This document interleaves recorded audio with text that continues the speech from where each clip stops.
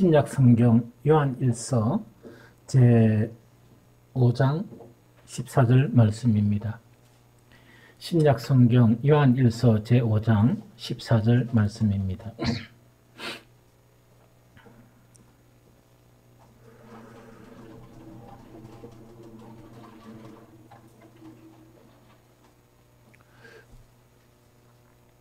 함께 읽도록 하겠습니다. 그를 향하여 우리가 가진 바 담대함이 이것이니 그의 뜻대로 무엇을 구하면 들으심이라. 한 번 더 읽겠습니다. 그를 향하여 우리가 가진 바 담대함이 이것이니 그의 뜻대로 무엇을 구하면 들으심이라. 아멘. 우리 기도라는 것은 그 개인 신앙에 참 대단히 중요한 그런 요소입니다. 그래서 그 개인 신앙이라 그러면 그 예배하고 이런 거 말고 말씀과 기도 이 두 가지가 아주 중요한 그런 두 가지 축이거든요. 그래서 개인 신앙의 그런 중요한 그런 요소인데, 그런데 기도가 좀 이렇게 범위가 확장이 될 수 있어요. 그것은 이제 뭐냐니까 교회가 어떤 특별한 기도를 작정하고 하는 그런 기도들이 있죠. 그럼 우리 같으면은 뭐 다니엘 기도회나 혹은 뭔가니까 이제 월삭 기도회나 이런 거는 뭐냐니까 이 특별한 그런 기도회를 이야기하거든요. 그런데 이 특별한 기도회는 개인 신앙에도 참 중요한데 중요한 것뿐만 아니고 범위가 상당히 확장이 되어 버려요. 그러면 어떻게 확장이 되는 거니까 이 특별한 우리 기도회 이거는 얼마나 대단한 것이냐. 우리 개인의 신앙의 유익은 그 유익뿐만 아니고 우리 다른 성도들 있잖아요. 그럼 다른 성도들이라고 그러면 사실 기도에 참여하는 하거나 뭐 말씀에 참여하는 말씀 연구에 참여하는 이 인원들은 이 비율이 좀 작거든요. 각 교회마다 대단히 작거든요. 그런데 특별히 이제 교회가 특별한 이 기도를 작정하고 하는 기도는 뭐냐? 다른 성도들, 특히 믿음이 깊지 않는 그런 성도들이나 혹은 시험에 빠져 있는 그런 성도들이나 또 뿐만 아니고 문제를 만난 그런 성도들이 있죠. 이 성도들에게 그들이 알지 못하는 가운데 대단한 유익을 주는 거예요. 그래서 아주 대단한 유익을 주죠. 또 그것뿐만 아니고 이렇게 교회가 특별히 이 작정하는 기도는 어떤 유익을 주는가? 거기에만 머물러도 대단히 큰 유익인데 또 어떤 데 영향을 미치는가? 복음 자체에 영향을 미칩니다. 이 복음이 항상 사탄에 의해서 방해를 받고 이 세상에 의해서 방해를 받거든요. 그런데 교회가 작정해서 기도하면 복음에 대단한 영향을 미치고 또한 교회에도 영향을 미쳐요. 교회도 항상 영적으로 강해졌다가 약해졌다가 한 그런데 교회에서도 이렇게 대단한 영향을 미치거든요. 또 어디까지 이것이 확장되는가 하니까 위기에 처한 나라들 있죠. 그 나라를 위해서 대단히 중요한 것이 뭔가 하니까 이 교회가 이 작정해서 하는 그런 기도다 하는 그 이야기죠. 그래서 저는 참 감사하고 너무 감사한 것이 뭐냐, 이 코로나19 딱 왔을 때 이 많은 교회들이 이 모임이나 모든 것을 위축해 버렸어요. 위축한 그런 상황 가운데 어쨌든 간에 우리 이제 그 어린 그리스도인들이 많기 때문에 그 예배는 일부 예배만 드리되, 그러나 정말 이렇게 기도를 딱 작정하고 시작했던 거. 그래서 벌써 이 8월달밖에 안 됐는데 이 다니엘 기도를 무려 이 3차례 진행을 했었거든요. 그러면서 또 기도하면서 월삭 기도를 작정하고 하는 이거 자체가 참 이거 감사한 일이다. 또 그것뿐만 아니고 처음에는 각오를 어떻게 했느냐. 많은 사람이 참석 안 하더라도 이거는 목사는 해야 된다. 목사는 이거는 해야 된다. 죽을 각오로 기도를 해야 되고 이런 어수선한 상황 가운데 했는데 뚜껑을 열어보다 보니까 주님께서 이 목사가 외롭지 않도록 정말 일꾼들을 이렇게 주셨다. 함께할 일꾼들을 주셨다 하는 그것 자체가 대단히 이 감사한 그런 부분입니다. 그럼 이런 이야기를 딱 들으면 어떻게 생각이 쉬운 거니까, 우리같이 작은 교회에서 인원도 많이 안 되는데 그런데 그것이 그런 큰 의미가 있을 것인가 하는 그런 의구심이 들 수 있어요. 그런데 확실히 알아야 될 것은 뭐냐? 예수 그리스도의 복음의 시작은 예루살렘이 아니었습니다. 예루살렘이 아니었고 어디냐? 사마리아도 아니었고 가장 변방에 있는 갈릴리였습니다. 그래서 이 갈릴리에서 무슨 선한 것이 나올 수 있느냐? 이 의미가 어떤 말인가 하니까 영적으로 보면 가장 어두운 곳, 또 가장 변방 자체가 갈릴리였거든요. 그 갈릴리에 정말 인정받지 못하는, 그 갈릴리 안에서도 인정받지 못하는 12명의 사람들을 통해서 예수 그리스도의 복음은 시작되었습니다. 그래서 우리는 뭐냐? 그에 비하면 대단해요. 왜냐니까 대한민국의 제2도시고 연산동은 시청이 있는 곳이에요. 그래서 변방이 아니고 대단히 좋은 곳이고, 여러분 함께한 여러분들은 대단히 이 신실한 그런 분들이기 때문에 더 중요한 영향을 미칩니다 하는 그 이야기죠. 그런데 이제 기도라는 것 자체가 믿음도 마찬가지예요. 수많은 그런 계단들이 있어요. 그런데 이제 사람들은 그걸 모르면 자기의 어떤 생각에서 그 기도에 탁 머물러요. 예배도 탁 머물고 신앙도 탁 머무르거든요. 그러니까 깊은 것을 경험을 못해요. 기도는 정말 다양하게 또 한 단계를 올랐으면 또 다른 한 단계가 생기고, 또 어떤 한 단계에 탁 들어가면 이제 죽을 때까지는 더 없을 것이다 했는데 또 생겨요. 너무나 이제 신비하거든요. 그래서 그런 의미에서 이번 월삭기도의 시작 있죠. 다시금 우리가 새롭게 이제 정립한 월삭기도의 시작에서 기도의 주제를 어떻게 잡아놨냐? 그때 주제로 주신 그런 것이 바로 뭔가니까 어제 나눈 그런 내용이에요. 즉 이번 월삭기도를 통해서 나도 마찬가지고 우리의 성도들이 지금 하는 그런 기도에서 탈피해서 한 번도 경험하지 못한 다른 곳으로 들어갈 수 있었으면 좋겠다 하는 그것을 생각한 거예요.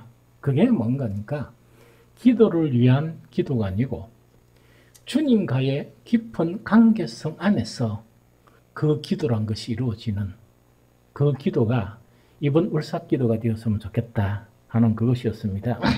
그래서 누구를 갖다가 묵상을 했느냐? 다윗을 묵상했죠.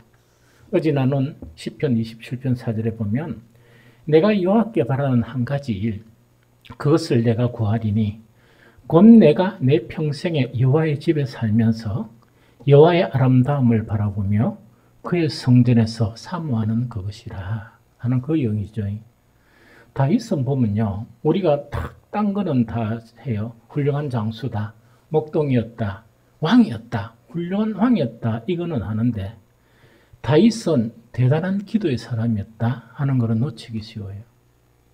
그런데 사실은 다윗은 뭐냐? 아주 대단한 영성을 가진 기도의 사람이었어요. 왜냐니까 저번에 소개한 것처럼 어떤 신학자는 시편을 어떤 책으로 분류하느냐? 기도의 책으로 불려요. 기도의 책. 그 자체가 시편인데 그 기도의 책에서 가장 많은 분량을 차지하는 게 뭐냐? 다윗의 시편, 다윗의 기도예요. 그래서 다윗의 기도는 우리가 상상하지도 못할 만큼 깊은 그런 경지의 그런 기도였었어요. 그런데 다윗이 그런 깊은 경지에 들어갈 수 있는 것 자체가 우리가 하는 기도하고 다윗이 하는 기도는 달랐어요.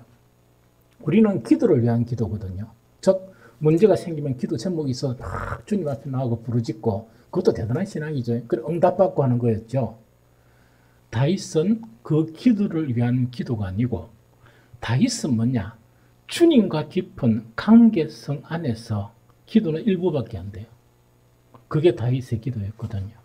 그게 시편 27편 4절인데 내가 여호와께 바라는 한 가지 일, 그것을 구하리니 곧 내가 내 평생에 여호와의 집에 살면서 여호와의 아름다움을 바라보며 그 성전에서 사모하는 그것이라. 이게 다윗의 기도의 핵심이에요. 우리가 보면 다윗이 뭡니까? 전쟁에서 승리하게 해주고 내 대적에서 이기게 해주고 그게 중심인 것 같죠. 그게 아니고 다윗은 뭐냐? 내가 여호와께 바라는 한 가지 일이라는 것은 내 기도의 제목 중에서 가장 중요한 것은 무엇이냐? 그거를 이야기하는데 그 한 가지 일을 세 가지 영역으로 이야기하는 거예요. 그게 뭐냐? 하나는 내가 평생에 여호와의 집에 사는 것이다 하는 그 이야기입니다. 우리는 이렇게 생각하죠. 다윗은 전쟁터에서나 혹은 궁중에서 승리하는 또 하나님께 인정받는 그것이 그의 목적이라 생각했는데 다윗은요. 전쟁터에서 승리하는 것도 아니고 궁중에서 뭡니까? 백성들을 잘 다스려서 하나님께 인정받는 것도 아니고 다윗의 진정한 기도의 소원은 여호와의 집에 거하게 해달라. 여호와의 집에 거하게 해달라. 그래서 이 다윗은요. 다른 왕들이 생각하지 못하는 걸 생각한 거예요. 그가 왕이 등극되다 보니까 사람들이 궁중을 지어줬거든요. 그런데 다윗이 턱 보니까 하나님은 어디 계시냐? 천막 안에 계시거든요. 견딜 수 없었던 거예요. 견딜 수 없었던 거예요. 그래서 내가 궁중에 살면서 여호와 하나님이 천막에 산다는 것은 있을 수 없는 일이다. 해가 성전을 짓겠다고 이 결단을 한 거예요. 이 성전을 짓겠다고 결단하는데 그 성전 자체는 어떻게 생기느냐? 하나님은 이 땅에 거할 이 궁궐이나 성전이 필요 없는 분이었어요. 그런데 다윗의 그런 간절한 하나님과의 관계성 자체가 성전이 생기게 되는 그런 결과를 가져왔다. 그래서 다윗은 성전을 짓지 못하고 그의 아들 솔로몬에 의해서 성전이 지어지게 되는 거예요. 그래서 다윗은요. 기도를 위한 기도가 아니고 정말 다윗은 하나님과의 그런 관계성이 가장 그에게 중요한 목적이었고 그 관계성을 하면서 주님과의 대화를 하면서 이런저런 것을 주님 앞에 구하는 것, 간구하는 것, 그것이 다윗의 기도였다. 우리는 뭐냐니까 이런저런 것을 구하는 거 있죠. 그것이 중심적인 핵심의 그런 기도였죠. 그래서 수준을 달리하는 거예요. 두 번째 뭐냐니까 다윗은요. 너무나 큰 일을 또한 너무나 큰 승리를 많이 했기 때문에 우리가 보기에는 여호와를 위한 큰 일을 이루는 것이 그의 삶의 목적으로 생각했죠. 다윗은 그것이 아니었어요. 다윗은 궁궐도 아니고 전쟁터도 아니고 여호와의 집에 거하는 것이 그의 유일한 소원이었고 다윗은 여호와를 위해서 큰 일들을 이루는 것이 그의 그런 궁극적인 목적이 아니었고 하나님의 아름다움을 알아가는 것. 그 하나님의 아름다움을 이렇게 정말 바라보는 일 있죠. 이것이 그에게는 가장 궁극적인 그런 목적이었다. 우리와 전년 수준을 달리하는 그런 기도의 사람이 누구냐? 다윗이었다 하는 그 이야기죠.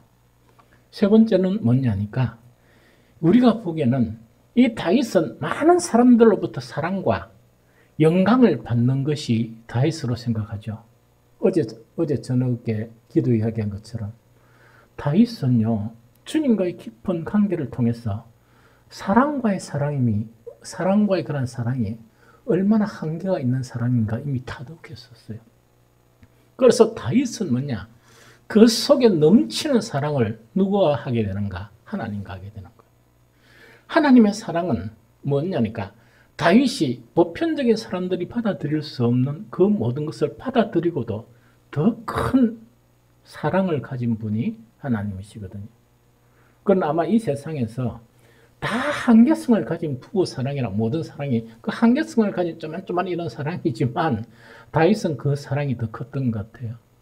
이 세상 그 누가 밧세바라 하더라도 다윗의 그 사랑을 수용할 수 있었겠습니까? 그래서 이 다윗 자체는 뭐냐니까 많은 사람들로부터 사랑과 영광을 받는 것 자체는 의미를 별로 부여하지 않았어요. 마치 예수님께서 이 땅에 사시면서 나는 이 세상의 영광을 구하지 않는다 하는 것처럼 다윗도 그런 것을 한 것 같아요. 그래서 많은 사람들로부터 사랑과 영광을 받는 것이 아니고 성전에서 주님을 사랑하는 것, 이것이 그에게 유일한 기도의 제목이었다. 이 세 가지가. 그걸 세 가지를 묶어서 내가 단 한 가지 주님 앞에 정말 이 구할 것이 있는데 진심으로 구할 것이 있는데 그것은 이것입니다 하는 것이 전 시편을 통해서 다윗의 기도가 막 이래 나와요. 하나님과의 관계성되는 그런 기도가 나오는데 그것의 중심을 이루고 기초를 이루는 것이 바로 하나님과의 그런 관계성 안에서 기도를 하는 이 다윗의 그런 기도였다 하는 그거를 이야기합니다. 그래서 우리의 기도도요, 이제는 기도를 위한 기도에서 탈피되었으면 좋겠다. 목사가 간절히 소원하는 거예요. 그러면서 기도가 어떻게 바뀌어야 되는 거니까 하나님과의 그런 관계성에서 그 관계성이 계속 이제 커지고 넓어져요. 그런데 관계성이 커지고 넓어진다 이러니까 쉬운 일로 들리죠. 절대로 쉽지 않습니다. 그래서 다윗의 첫 번째가 뭐냐? 전쟁터도 아니고 정말 화려한 그런 뭡니까? 영광을 나타내는 그런 정치 안에서도 아니고 다윗의 소원이 어디에서 가는 거라고요? 여호와의 집에 가는 거죠. 제가 여러분들한테 숙제 하나 낼게요. 밤에 퇴근하고 저녁 드시고 아무도 없는 교회에 왔어요. 그러니까 막 뭔가 기도 제목 있죠. 기도를 위한 기도 제목이 없이 주님을 묵상하기 위해서 교회에 2시간만 앉아 있어 보세요. 그게 쉬운 일인가? 결코 쉬운 일이 아닙니다. 그것을 이렇게 터득하려고 그러면 얼마나 어제 이야기한 것처럼 이 외로움이란 거 있죠. 내가 혼자 있다, 외로움이다 하는 그것을 벗어버려야 돼요. 그 안에서 내가 이렇게 탈출을 해야 돼요. 탈출을 하면서 진정한 고독이라는 것. 고독이라는 것은 뭐냐니까 외로움은 혼자 있는 것이었는데 왜 혼자 있느냐? 사람과의 관계가 없다 보니까 나 혼자다 생각이 들죠. 고독이란 것은 뭐냐? 세상과 사람과 차단되는데 한 분이 계신 거예요. 그 한 분이 계신데 그분이 누구인가? 주님이신 거예요. 그래서 그 고독이라는 것은 주님과의 그런 대화가 시작되는 그 시간이 고독의 시간이에요. 모든 영성가들이 이야기하는 그것이 바로 이것을 극복 안 하면 안 된다. 그래서 제가 목회를 하면서 그 타이틀을 딱 둔 게 뭐냐? 외로움에서 고독으로 딱 이래가 아예 딱 새겨놓고 이걸 훈련하기 시작했었어요. 목사라도 그게 너무너무 힘들어요.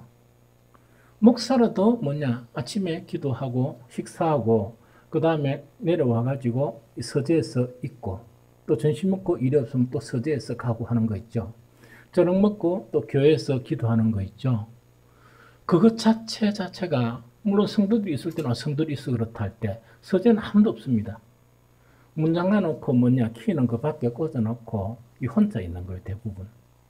혼자 있는 그 시간 자체를 그렇게 가질 수 있는 것 자체가 있는 것이 생활 속에서 이루어지려 그러면 대단히 힘들어요.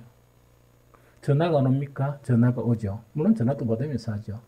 뭐 목사님들도 만나는 거 그런 것도 있지만 그걸 갖다가 참 더 절제를 해야 되거든요. 조절하면서. 그래서 주님과의 관계성 안에서 기도라는 것에 탁 문을 열고 들어가려고 그러면 뭐부터 극복해야 되는가? 혼자 있는 시간을 가질 줄 아는 이걸 배워야 돼. 그런데 혼자 있어가 공상만 하고 이런 거 하면 안 됩니다. 혼자 있지요. 뭐만 주면? 휴대폰만 주면요. 절대로 안 돼. 휴대폰만 주면서 목사님, 이거 참 무슨 그런 말씀하세요. 스마트폰이 있는데요. 나는 스마트폰 만지면 3시간도 있습니다. 그런 거 말고. 그래서 어제도 내가 이야기했지만 관계성 안에서 기도를 배우려고 그러면 우리 교인들 중에도 배울 사람이 있습니다. 그래서 어떻게 하면 그게 됩니까? 하는 거는 장집사한테 물어보면 돼요. 장집사는 유일하게 그 부분을 느끼는 것 같아요. 목사가 관찰해 보니까 그 부분을 느끼는 것 같고 그게 되려고 그러면 아내가 대단한 사람이 돼야 돼요. 왜? 교회 가서 자더라도 가만히 있어야 되지. 혼자 주무시고 해야 되지. 심심하면 교회 따라와가지고 저 뒤에서 뭐 같이 자든지 이래야 되지. 그게 안 되면 너무 어려워요. 그래서 그 관계성 안에서 기도라는 것은 너무 깊은 그런 기도의 세계로 들어가는 것인데 쉬운 것이 아니고 대단히 어려운 것이다. 그게 훈련이 안 되고 훈련이 안 되면 안 된다. 누가 이야기하는데 신앙에는 공짜가 없다. 하나님 주시는 사람 복에는 공짜가 없다. 보통 그렇게 이야기하거든요. 나는 그걸 진리라고 생각해요. 주님 안에서 영성이 입문하는 것이 우리는 생각이 너무 쉽게 생각해요. 내가 딱 결단하고 딱 하면 되는 것 같아요. 결단하고 저녁에 와가지고 앉아 있어 봐요. 휴대폰도 없고 해가지고 문 탁 닫고 앉아 있어 봐요. 몇 시간을 버티나. 잘 못 버팁니다.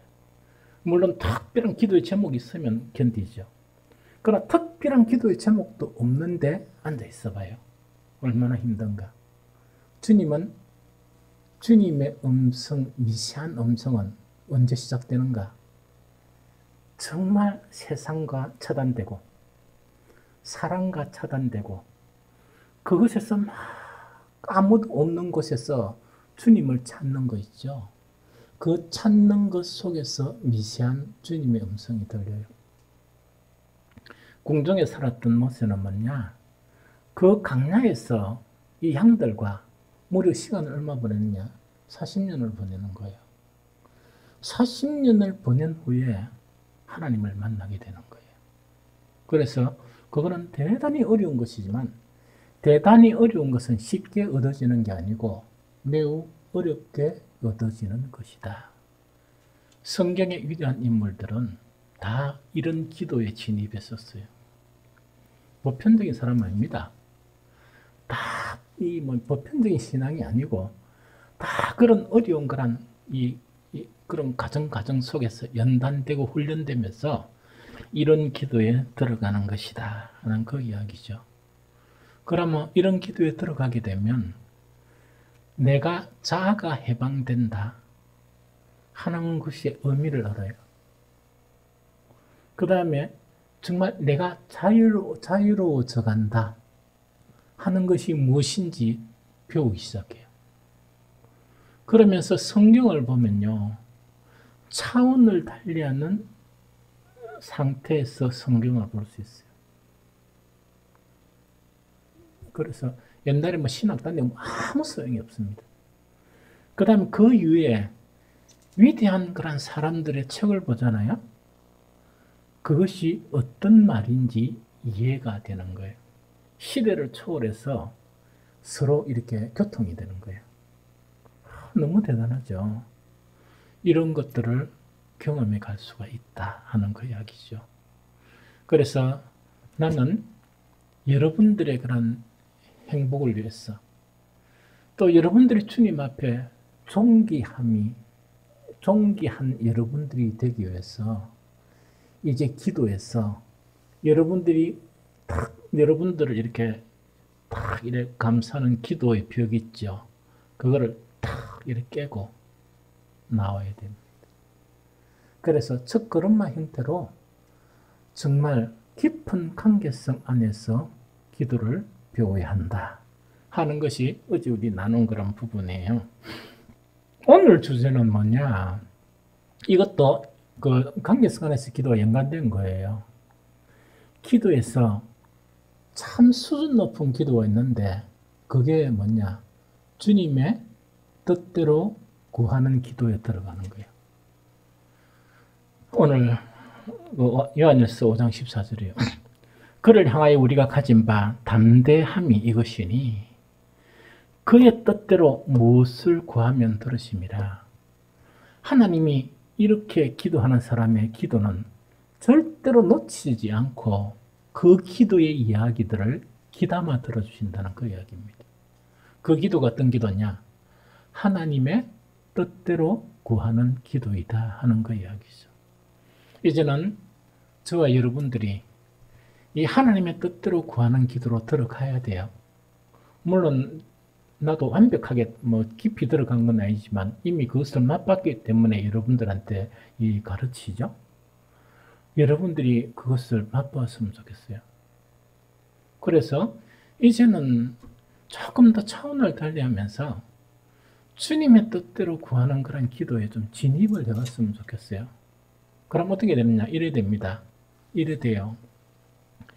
옛날에 한 30년 30여 년 전에 그때는요, 한 번 앉으면 기도할 게 너무 많았던 거예요. 때로는 울면서 해가 막 기도를 이래 하고 막 기도할 것이 너무너무 많았습니다. 그래서 어떤 데는 뭐냐니까 기도하고 큐티라는 걸 해야 되는데 또 회사를 가야 되는데 기도하는 게 너무 많아가지고 큐티할 시간을 놓쳐버리는 거예요. 그럼 또 회사는 가야 되잖아요.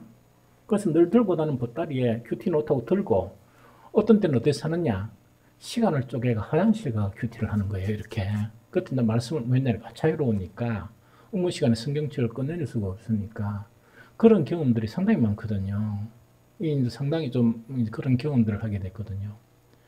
그런데 나는 그것이 너무 대단한 것이고 그것이 더 기도의 제목이 많아지면서 그렇게 되는 줄로 이렇게 생각했었어요.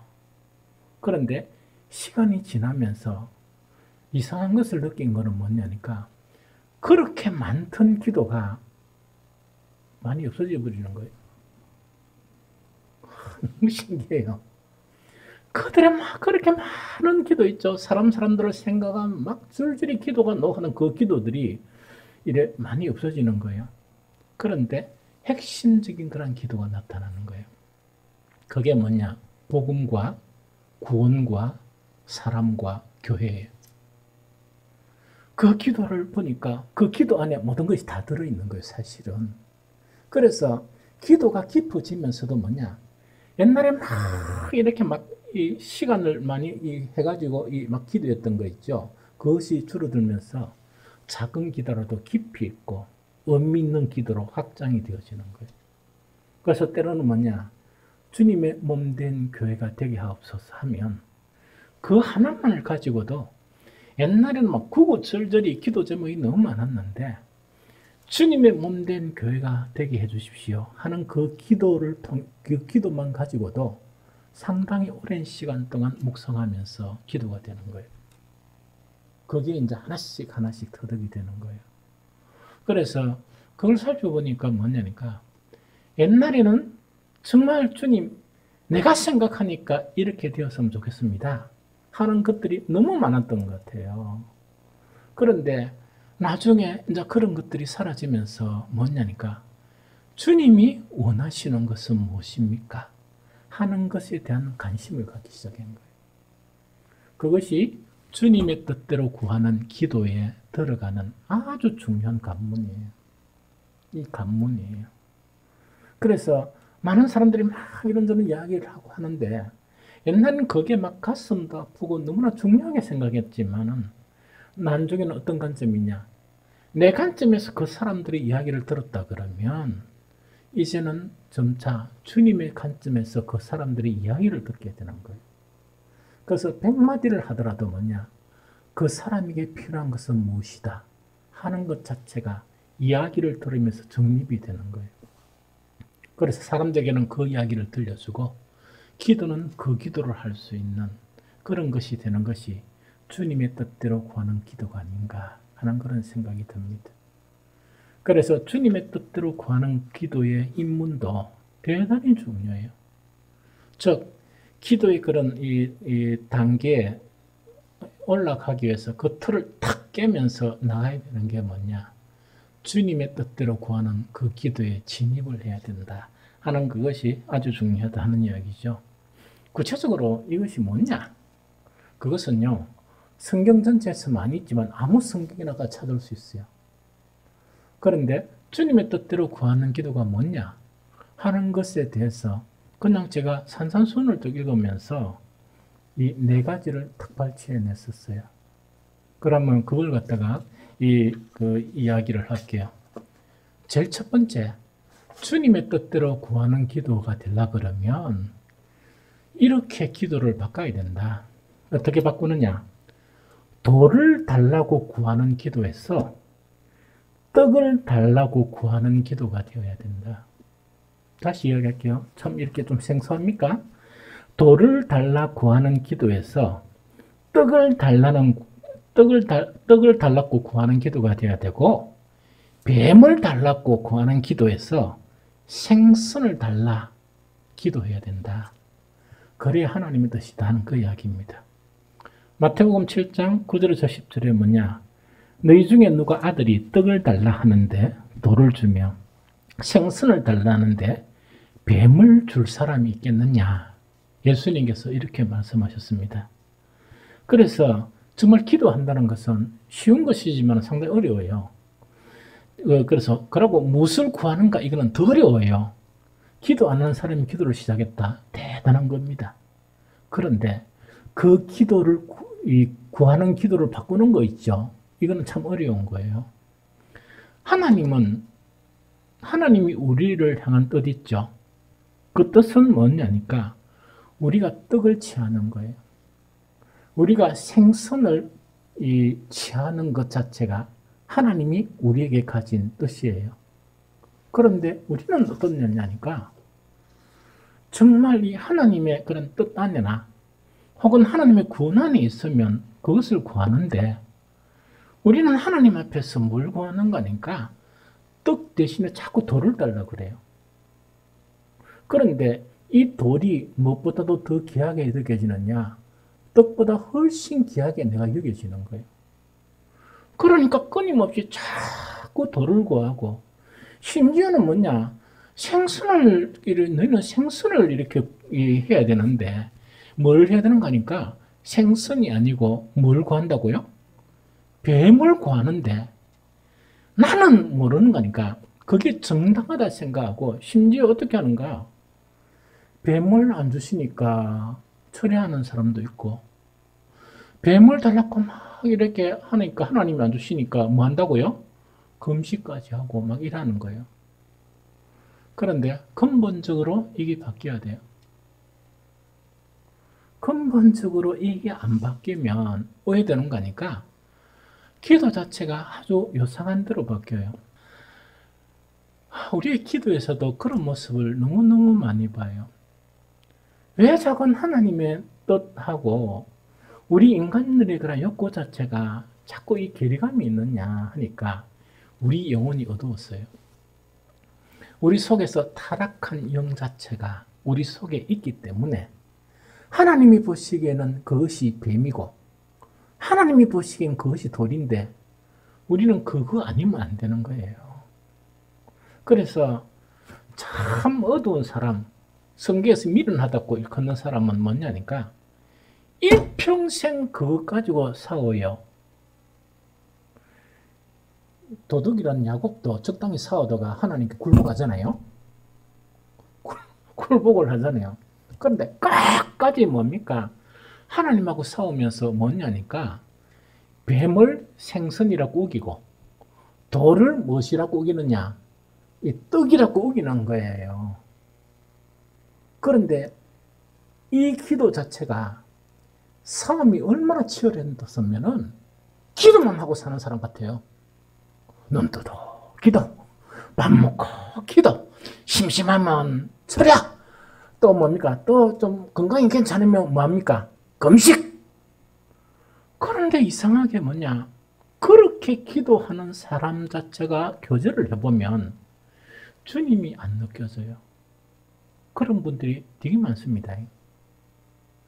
그렇게 기도원을 다니고 기도를 많이 했는데 그러면은 조금 우리가 살다 보면 조금 그거 하면 위로를 얻으려고 기도 많이 하는 사람하고 이렇게 이야기하려고 그러세요. 그런데 더 영혼이 힘들어지는 그런 경우가 있어요.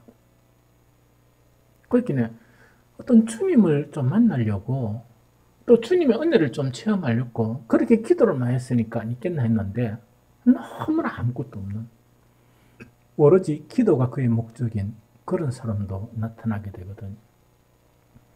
주님의 뜻대로 구하는 기도는 정말 우리 기도를 바꿔야 되는데 돌을 달라는 것에서 뱀을 달라는 것에서 정말 떡을 달라 하고 또한 생선을 달라는 그 기도가 바뀌어져야 돼요.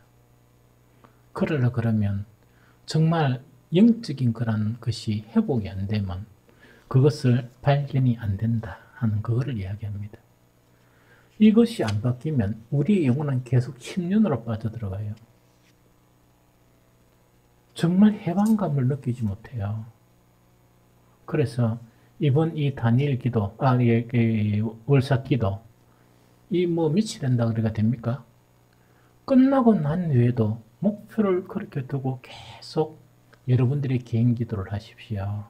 하시면 왜 되는 거 아닌가? 아주 놀라운 정말 이 비밀들을 알아가게 돼요. 정말 비밀들을 알아가게 되고 하나님께서는 여러분들의 영혼들을 만족시켜 주세요. 기도가 바뀌면. 두 번째, 주님의 뜻대로 구하는 기도가 되려 그러면 이것도 어려워요. 땅을 향한 애착에서 천국을 향한 애착을 가지게 해달라는 기도가 있어야 됩니다. 땅을 향한 애착에서 천국을 향한 애착을 가지게 해달라는 그 기도로 안 바뀌면요, 절대로 하나님의 뜻대로 구하는 기도로 못 들어갑니다. 그런데 기도를 많이 하는데 재미가 없어지고, 기도를 많이 하면 진짜 이렇게 멋진 사람이 돼요. 얼마나 멋진 사람이 되는데, 그런데 하나도 안 멋지고 막 이래 돼 버리거든요. 그게 이제 이게 기도가 안 바뀌어서 그래요. 그래서 끊임없이 자기에게는 뭐냐, 천국이 땅인 거예요. 하나님은 어디 계신데 천국에 계시고 하나님은 우리에게 천국을 주시려고 그러는데 자기는 뭐냐, 그 천국 말고 이 천국 하면서 사탄이 가지고 있는 이 세상 영광, 거기에 애착을 못 부리는 거예요. 이런 목회자들도 있습니다. 그 다음에 우리 대한민국의 평신도 지도자급 아주 이제 중직들 엄청 많이 있습니다. 그러면 교회가 어두워지고요. 정말 그들이 섬기라는 것을 하면 할수록 복음의 문은 막혀요. 그들이 전도라는 걸 하면 할수록 전도의 문이 막혀버려요. 왜냐니까 전도는 하나님의 나라를 소개해줘야 되는데 진짜는 뭘 소개한단 말입니까? 마귀의 세상, 마귀의 세계를 자꾸 소개하거든요. 그러니까 얼마나 전도가 막히고 선교가 막힙니까? 저는 코로나19가 뭐냐, 한국 교회가 여러 가지 바뀌어야 된다. 여러 가지 바뀌어야 된다. 그것이 바뀌지 못한 것 자체가 이런 것들을 초래하지 않았냐. 물론 코로나19는 전 세계적인 문제지만 이 우리나라에서 이 교회 이 성전 문이 닫히고 하는 그 사건을 보면서 그런 것들을 많이 생각하게 됐었어요. 그래서 마태복음 6장 19절 21절에 보면 너희를 위하여 보물을 땅에 쌓아두지 말라. 거기는 총과 동력이 해하며 도둑이 구멍을 뚫고 도둑질하느니라. 오직 너희를 위하여 보물을 하늘에 쌓아두라. 거기는 솜이나 동록이 해하지 못하며 도둑이 구멍을 뚫지 못하고 도둑질도 못하느니라. 네 보물이 있는 곳에 그곳에 네 마음도 있느니라. 이 세상을 향한 애착은 이 도둑놈은 사탄이 아닌가 생각이 들어요. 사탄이 우리 영혼을 이렇게 깔아먹고 도둑질하고 그러다 보니까 우리는 영혼이 피폐해져 가는 거예요, 사실은. 그래서 신앙생활을 해도 유대인들처럼 예배를 드리도 형식적인 예배, 하나님께 나아가 무엇을 드리도 하나님이 없는 그런 상태의 신앙으로 빠져버리는 거예요. 얼마나 불행한 것입니까? 그래서 주님의 뜻대로 구하는 기도에 입문하려고 그러면 두 번째, 우리 기도가 바뀌어야 되는데 땅을 향한 애착에서 천국을 향한 애착으로 바뀌게 해달라 하는 그 기도가 우리에게 가장 중요한 그런 기도입니다. 여러분들요, 이것을 갖다가 쉽게 생각하지 마세요. 성경에 한 인물이 있는데 가장 충성스럽게 사용되던, 심지어 뭐냐, 이 서신서에서 그 이름이 기록된 인물이 한 사람이 있습니다. 데마도 너희들에게 안부하느니라, 뭐 이런 거 있죠. 그 데마가 그렇게 나오다가 나중에 이 바울이 죽음에 임박한 그런 곳에서 데마는 어떻게 소개되느냐. 디모데후서 4장 10절에 데마는 이 세상을 사랑하여 나를 버리고 데살로니카로 갔다. 그렇게 소개하고 있습니다. 이 세상에 대한 애착을 끊는 것은 이만큼 어려운 거예요. 그렇게 신실했던 데마는 결국은 왜 되는가? 그가 동경했던 것은 바울은 천국을 전했는데 그가 동경한 천국은 바울이 전한 천국이 아니고 사탄이 보여준 세상의 영광이었어요. 이만큼 어려워요. 그래서 우리가 기도를 아무리 많이 해도 세상의 애착을 가지고 있으면 주님의 뜻대로 이 기도하는 그 기도에 들어갈 수 없습니다. 또한 어제 나눈 거 주님과의 깊은 관계성 안에서의 기도가 되어야 되는데 절대로 그런 기도는 못합니다. 그런 기도는 진입을 할 수가 없다는 이야기죠. 세 번째 산산수훈에서 우리에게 가르치고 있는 건 이거는 옛날에 한 5년 전인가 6년 전인가 10년 전인가 한번 설교를 했던 것 같아요. 영광의 신학에서 십자가의 신학으로 들어가게 해달라고 기도해야 돼요. 다시 이야기하면 영광의 신학에서 십자가의 신학을 구하는 그 기도로 들어가게 해달라고 간절히 기도해야 돼요. 영광의 신학과 십자가의 신학은 누가 이야기한 것이냐? 마르틴 루터가 이야기한 거예요.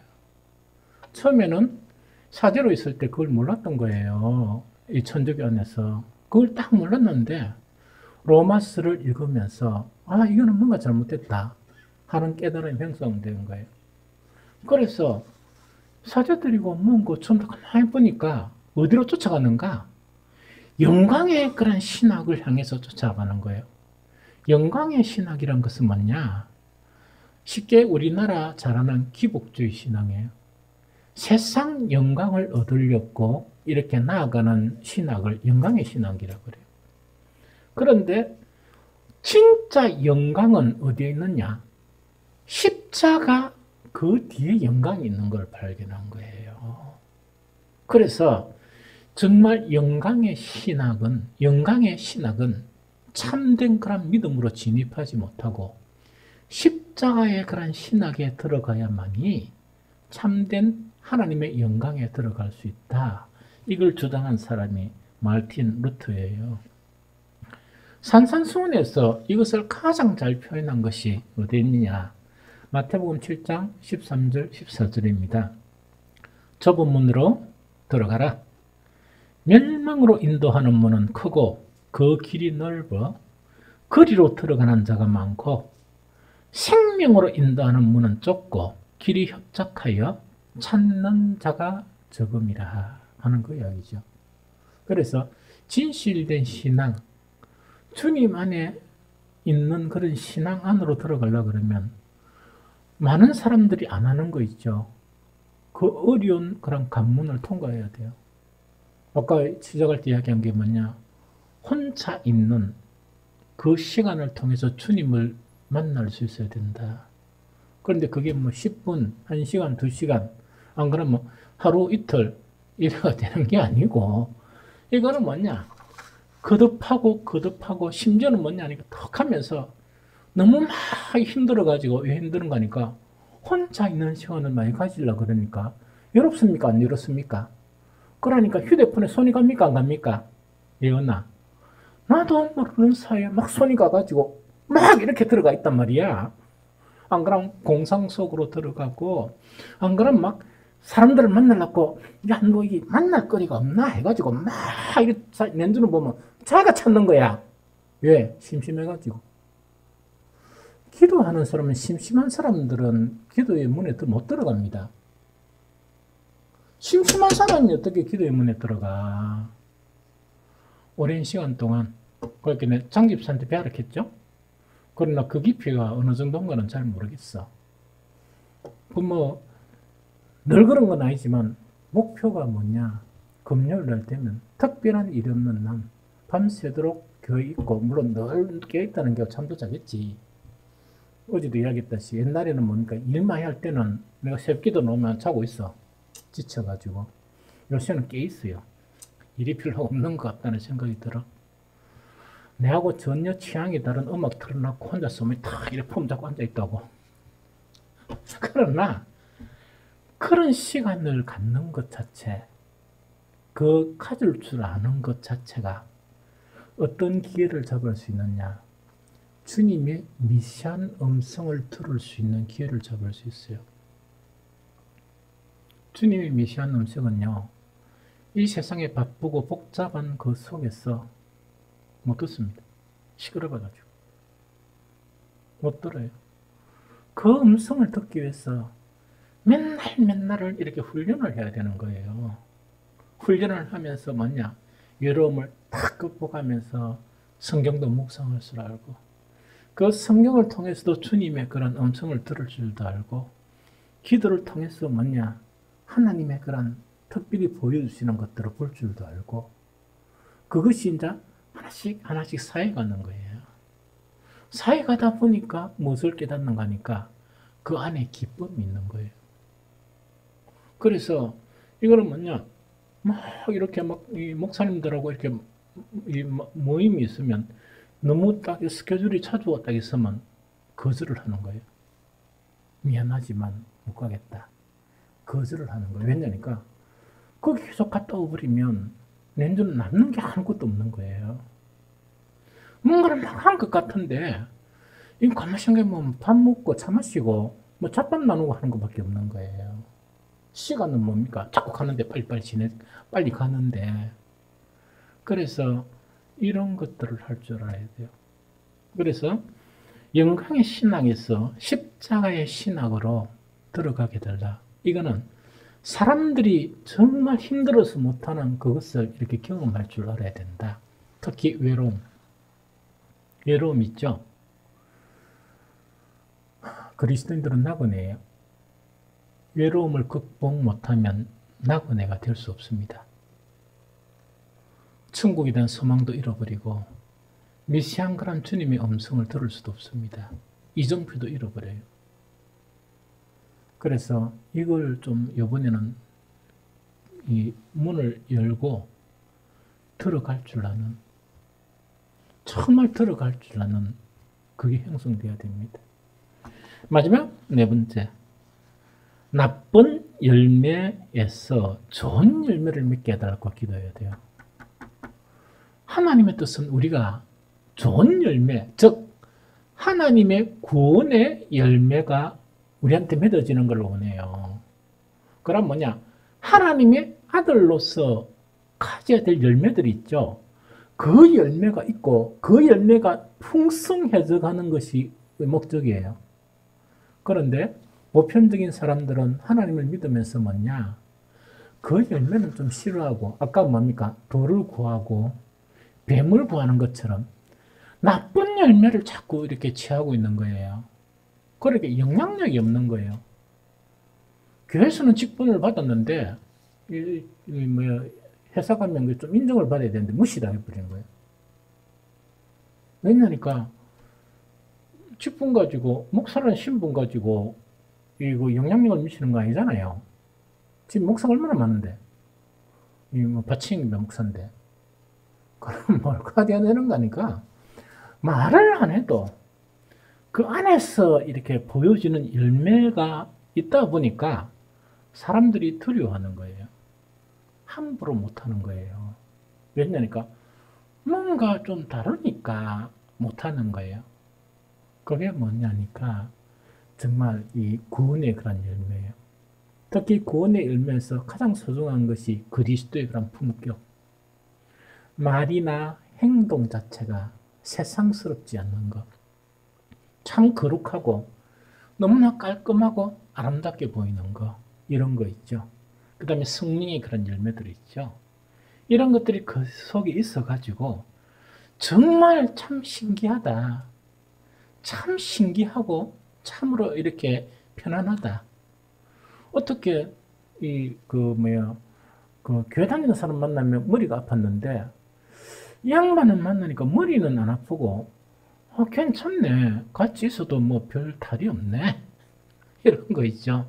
그런 거를 느끼면서 그 사람들에게 영향력을 줄 수 있는 이것이 좋은 열매예요. 그래서 산산수훈에서 그들의 열매로 그들을 알지니 가시나무에서 포도를 또는 은근키에서 무화과를 따겠느냐. 이와 같이 좋은 나무마다 아름다운 열매를 맺고 못된 나무가 나쁜 열매를 맺나니 좋은 나무가 나쁜 열매를 맺을 수 없고 못된 나무가 아름다운 열매를 맺을 수 없느니라.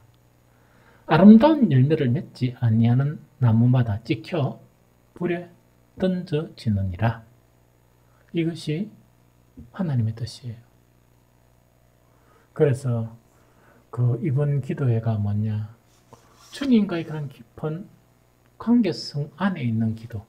기도가 주목적이 아니고 관계성이 주목적이고 그 깊은 관계성 안에서 주님과 대화하면서 내가 사항을 이야기하는 그것이 기도가 되어졌으면 좋겠다. 두 번째, 이제까지 구한 것이 정말 우리가 막 뭔가를 이렇게 하나님께 너무 많이 이 말을 한 그 말 같으면 옛날에 내처럼 그 많은 걸 확 좀 줄여버리고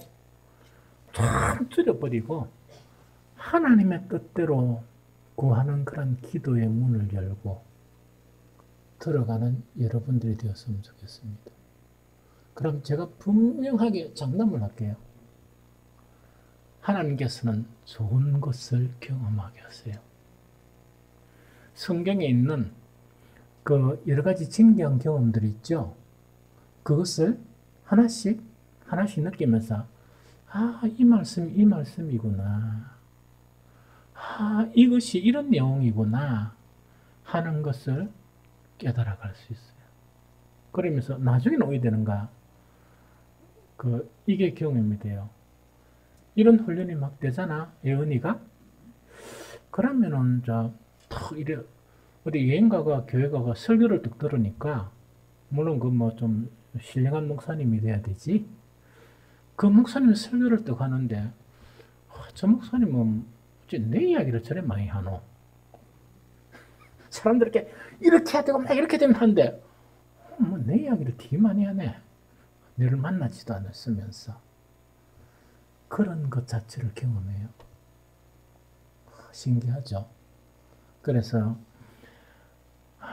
정말 그래도 이 코로나19가 우리에게는 참 은혜가 되는, 코로나19 터지기 전에 표가 더 큰 은혜를 누리자 하는 것이 표였는데 코로나19가 터졌어요. 그것도 한 달 지나가지고 처음에는 충격을 받았습니다. 주님, 이것이 웬일입니까?